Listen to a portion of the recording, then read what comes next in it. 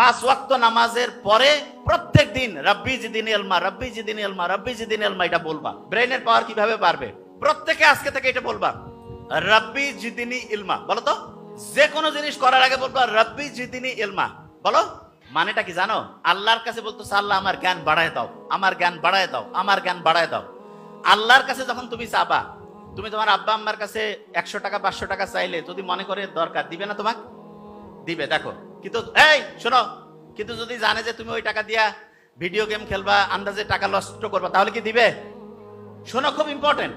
তাহলে তুমি আল্লাহর কাছে যে ব্রেনটা চাচ্ছ, সেই ব্রেন দিয়া যদি তুমি খারাপ কিছু করো, আল্লাহ কি ব্রেন সহজে দিতে চাবে? তুমি যদি ভালো কিছু করো তাহলে দিবে কি দিবে না? তাহলে বলো তো, যারা ব্রেইনের পাওয়ার বাড়াইতে চাও, আল্লাহকে কি করবা যে আল্লাহ আমি এই ব্রেনটা ভালো কাজে লাগাবো না খারাপ কাজে? কোন কাজে? আচ্ছা, তাহলে ভালো কাজে যদি ব্রেনটা লাগাতে চাও, আল্লাহকে যখন বললা রাব্বি জিদিনি ইলমা, তার সাথে সাথে মনে মনে কি বলবা?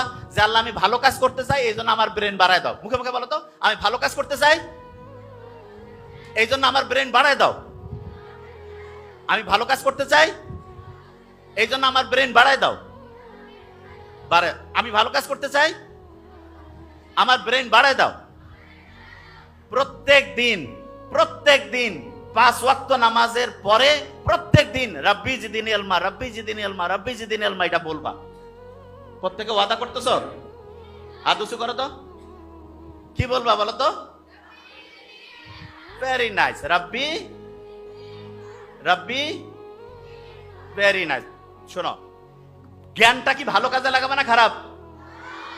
আচ্ছা,